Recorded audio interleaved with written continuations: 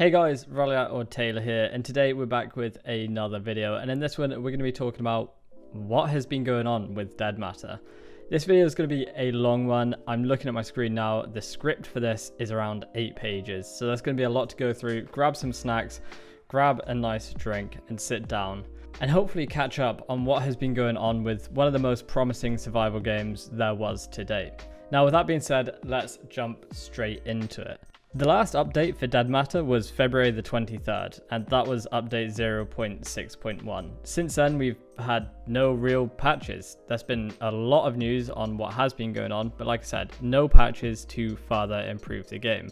And that's because the focus has been on an update that is titled 0.7. And in many ways, this is almost a complete rewrite of the game, almost taking the game all the way back to basics and building on top of it.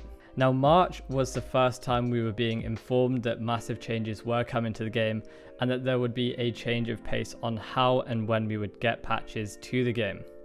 This is what was said in that March update. With the release of 0.6.0, Dead Matter's codebase has entered a feature lock, and our focus is on cleaning things up and fixing these issues. These things can't sit festering under the surface any longer, so we'd rather take the time now and fix them up before we move ahead any further with development.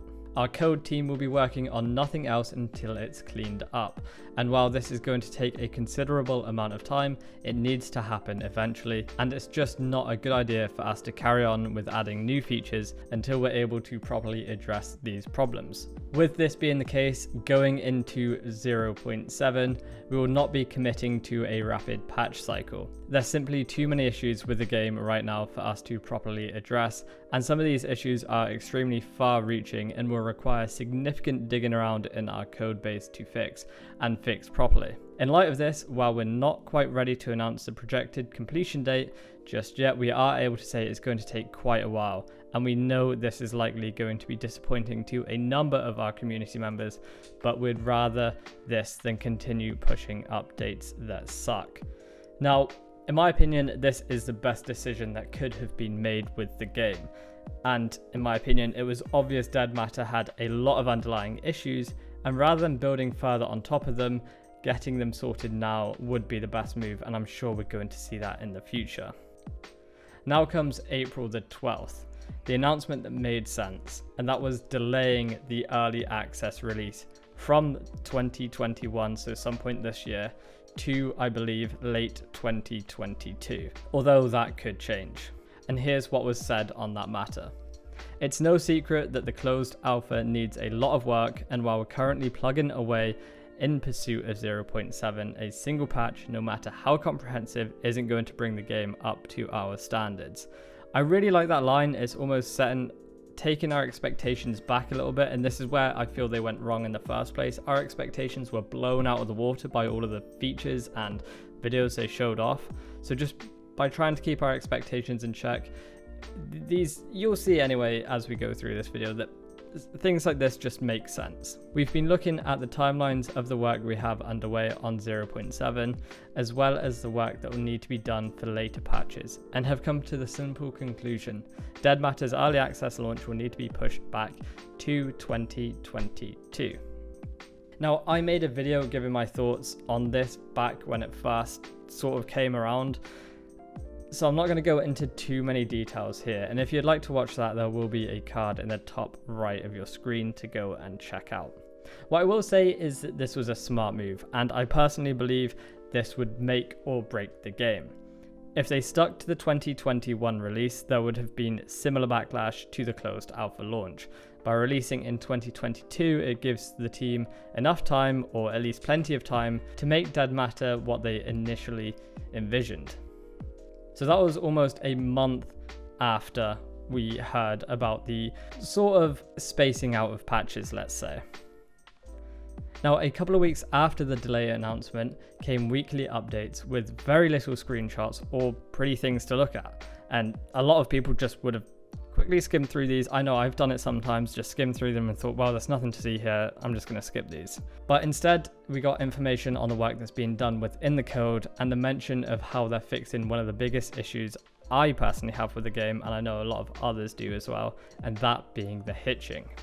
So that was April. We move on to May, and it's time to show off what the team has been working on, and by that I mean what you can actually see, because you're not going to be able to see the code. And that is the world space as a whole, and trust me, this is a massive chunk of text I'm about to read, but it's better me reading this piece of text than me trying to formulate it in my own words. Over the last couple of months, while we've been at work on the push for 0.7.0, we've been spending a lot of time looking at our old level design workflow. Reviewing the world we had and the feedback our community had given, we did some deep soul searching and took some time to consider the shortcomings the game world had, seek out the flaws in our world design, and put a great deal of consideration into the problems with our overall art direction. Needless to say, there was more than a few issues that we identified. The issues had been pretty varied, and we'd be here all week covering them all, laying out how we're fixing them. Everything from level placement contributing directly to hitching as these contents were loaded in and out, a lack of clear intent behind some locations, the very terrain of our world being laid out in a manner that made for poor flow and forcing locations to be far too close together, and in some cases even managing to make some locations bigger in 𝙬𝙬 than they were in their real world equivalent location. These problems all ultimately made performance worse and contributed to a world that was less exciting to explore. So there already is our first real mention of they're not happy with the world. After reviewing all of this, we found ourselves with a single clear solution to the problem. We needed to revisit the world space as a whole and build a new, better workflow for creating environments in it. And beyond all of that, everything needed to be worked over with a fine-toothed comb to ensure we didn't fall prey to the same mistakes we made in the first place. So with that being said, it's pretty much they weren't happy with the world, they weren't happy with how they had built the world and how you'd have to go about implementing new areas, and they pretty much wanted to rip it all down and make a fresh start on it. I know it is a lot for me to read off of their blog update, and I like to try and put as much into my own words as I can, but hopefully it made more sense me reading it than me just making up and trying to make sense of it myself. But with that being said, we got our first before and after at some of the work that's been done, and we also got a look at the new, bigger Bow Valley in 𝙬𝙬. While looking at these pictures, you also would have noticed a few things, but one of them mainly being the lighting and the skybox, and it's already looking pretty tasty.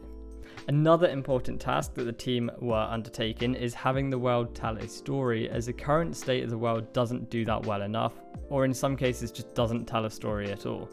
And I'm sure you would have noticed this if you have access to the closed alpha. One of the big things we're focusing on for 0.7 and the revamp of our world is ensuring that the narrative of the world is better felt in our environments. Part of this is, of course, ensuring the locations have place within the meta-narrative of our setting. Dead Man's Flats plays a pretty important role in the events that occur within the 2 weeks prior to the game start, so even minor locations need to feel grounded in this. This campground is no different, and Bowed Branches has an important role to play in this narrative. Beyond this, however, is addressing a pretty critical issue that many members of our closed alpha test community have mentioned time and time again. The world just doesn't really feel all that convincingly like everything fell to pieces over the weeks preceding the game. And I'm going to agree with a lot of things in this, and I'm sure you guys are as well. It felt very weird when exploring the world. It just didn't really feel like anything had happened, and like it was too shiny and new for a world collapsing around us.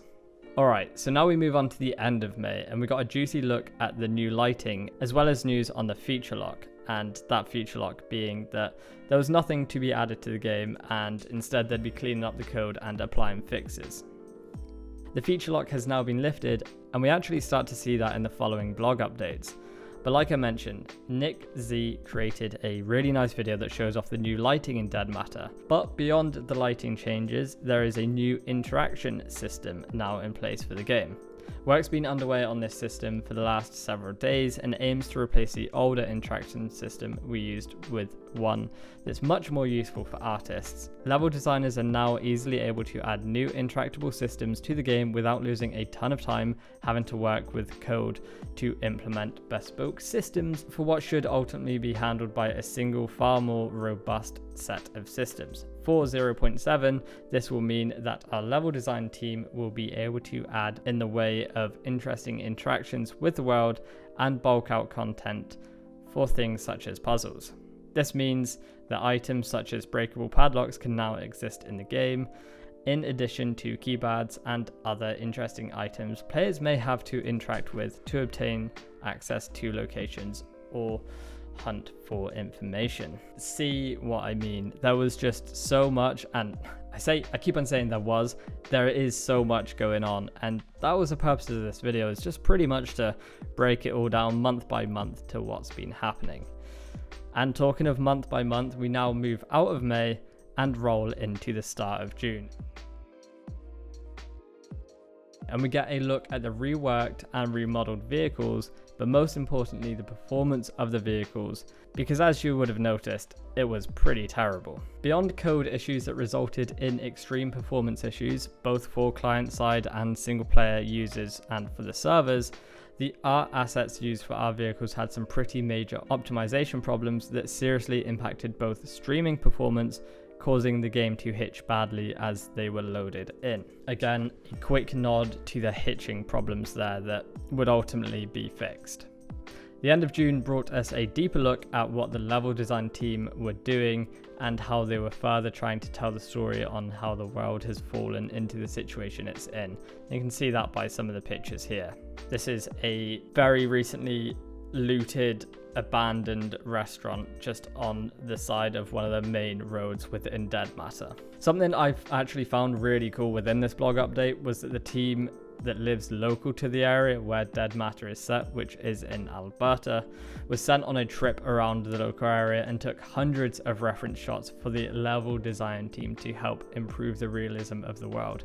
Now remember, some of the team that works on 𝙬𝙚𝙧𝙬 don't actually live and go to the office there. Some of them I know are placed all around the world, so having these reference shots is going to be a massive help for all of them. But before we move on to July, within the June updates, I wanted to highlight a couple of things. One of them being worked on was RVs and campers, and although they might not be fully functional for the release of 0.7, it's something that sounds really exciting. There is talk of them being mobile homes or like mobile bases down the lines, and that sounds sick.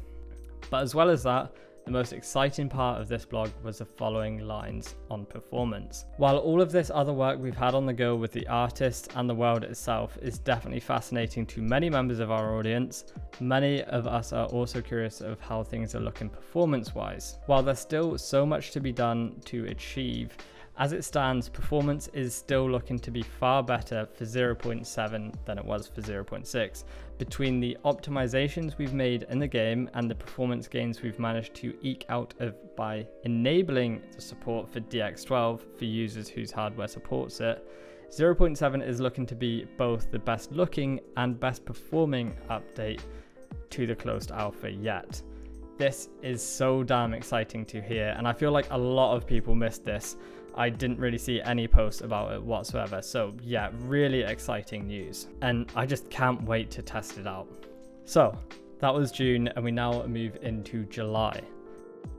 We entered July with a Q&A, and it's a long one, so I'm not going to go through all of it, and I'll leave a link in the description for you to have a read of. Actually, there's just going to be a link to the 𝙬𝙚𝙧𝙬 website, because I'm going to be referring to that a lot in this video. I would just go through the blog posts one by one. So let's have a look at some of these questions. The first being, when is 0.7 coming out? And at the time of recording this, there is no release date or ETA. Why do you keep on talking about making things look better when the game runs really bad? Performance is our primary concern over everything else. When is the game coming out for early access? And like I already mentioned, it was due to release in 2021, but now has been pushed back to 2022. So that was at the start of July. We were getting blog posts extremely quick, every week almost. So now let's jump into mid-July. As well as getting some of the pretty shots of the ever-evolving world, we got the first mention of AI improvements. Over the last while, the AI for our infected have been finally seeing the start of their refactor. There's still quite a bit to be done with them, however good headway has already been made on beginning the process of fixing the issues they had and bringing them up to standard. We're still not quite happy enough with their state to provide a fast look at them in action, but we wanted to quickly touch on a few things that we've been looking at with them over the last bit. Firstly, of note is the changes we've been making to infected spawning in the world. Now, if you've played the closed alpha, you would have known how broken and weird this was. The system present in 0.6 was, for all intents and purposes, trash and had been scrapped completely.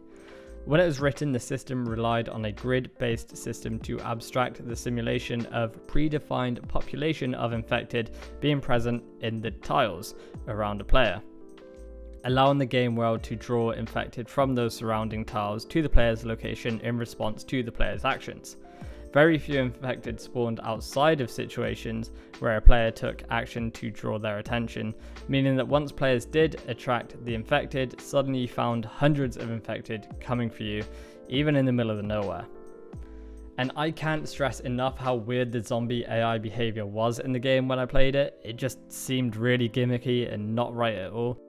And I can't really remember where a game with zombies in it felt right, but with this update, 𝙬𝙚 is definitely going in the right direction for sure, and I think it will be a really nice change, and one that will make the game feel a lot more immersive. Right, the last update in July was a huge one, as you can see. And again, I'd recommend reading through this yourself, but I'll highlight some of it. So this is more of a recap of what the team has been up to and what they're currently doing, and this includes some of the following.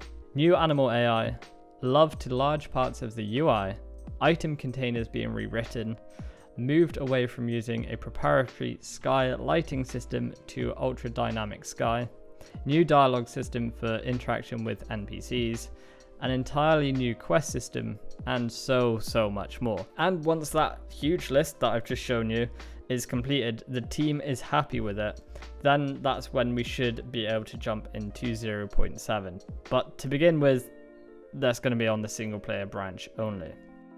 Once we've completed the tasks above and the world is in a state where it is ready to have players and infected running around, we will push a single player only experimental build of 0.7 to ensure that elements such as infected spawn rates and loot spawning feels right. Once we feel the single player release of 0.7 is satisfactory, we'll move the default non-experimental branch onto Steam over to 0.7, which will include multiplayer. On top of that, we got to see what new members of the team have been working on, including the implementation of a new retro-reflective shading model and an easy-to-use system for electrical poles, which I can imagine helps level designers make the world of 𝙬𝙚 a bit more realistic with a lot more ease. And on top of that, we got a look at some new 3D work, some new starting character outfits, and a Canadian Armed Forces G-Wagon, or light utility vehicle wheeled. And it's all looking pretty incredible. And then finally, we're moving into the month I'm recording this in, and that is August, and it's a big one, and we're only halfway through. Starting with an incredible screenshot of the world, and just how bloody good does this look compared to the old one. God damn. Right after that beauty of a screenshot, we got some of the most exciting news so far. I feel like I've said that so many times in this video. I'm so sorry. Hopefully you're not doing a drinking game. Without beating a dead horse, the team has been hard at work on all fronts preparing for 0.7 update. The new rendition of 𝙬𝙚 Alberta is coming along smoothly, and our programming team is on track to hit all targets for 0.7 release. Our in-house QA has reported that the hitching issues that were present and ridiculous in 0.6 are currently absent on the new map, which is one of the biggest reasons why we decided to ultimately scrap the old map. Hallelujah, great news. I don't think we will realize how big of a deal this actually is until we get to jump in and play it ourselves. On top of that, we've seen changes to the map and how good it's looking. I'm really hoping it'll be like a whole new game and just sort of remove that sour taste that the release sort of gave us. Also, another trip has taken place, this time to 𝙬𝙬𝙗, I believe it's pronounced, to take some more reference photos, which are now being turned into a true-to-life area within the game. Pretty cool. Next up, I mentioned about changes to the AI, and we've been given some small clips to see what's been done.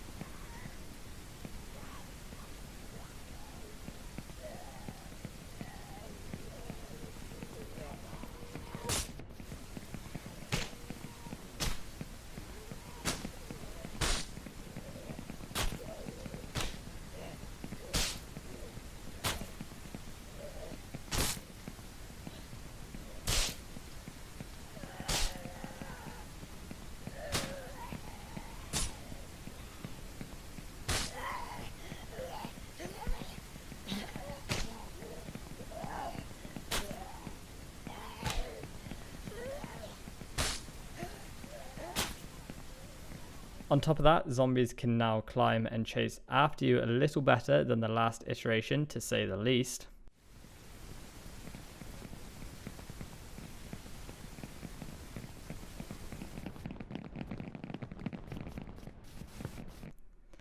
And with all of that comes some nice pathfinding updates.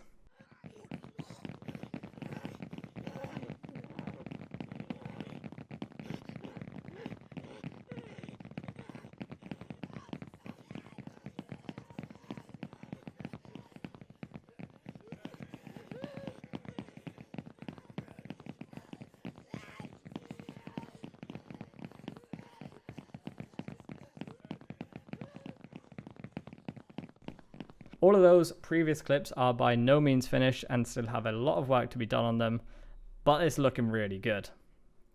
Next up, a look at the new dialogue and mission systems, and this just looks bloody fantastic.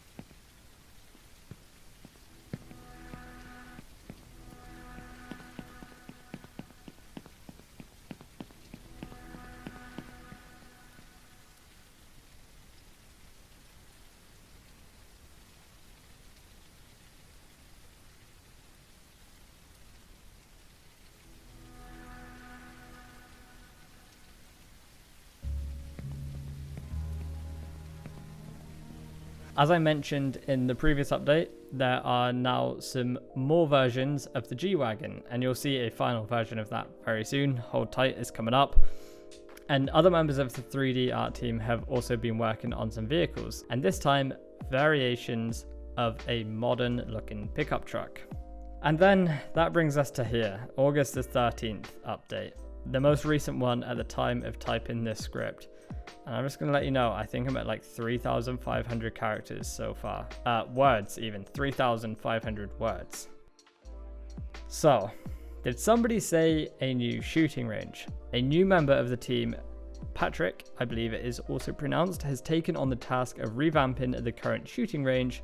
And as well as that, the shooting range will be expanded to show the basics to new survivors of Alberta, including the basics of movement, crafting, combat, lockpicking, entering passwords on keypads, and a whole lot more.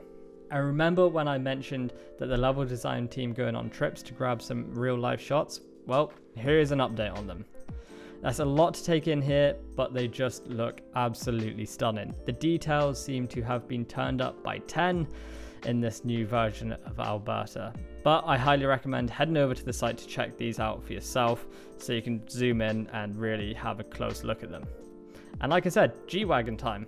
Here it is in the game and it looks clean. Well, not clean because I think it's got some mud on it, but good looking. And there's more to come from this, as we saw in the previous update where there are a couple more versions to be added. And I guess the team wanted to make Infected a little bit creepier because that retro reflective shader model I talked about in a previous update has been applied to zombies' eyes, because why not? Why not make them look horrendous? And then last but not least, before I wrap up this video, we got some new water stuff. Yeah, this is confusing for me. But Julian has implemented a water system that allows our artists to easily create bodies of water instead of having to resort to clever material hacks and flat planes with a lake shader on them.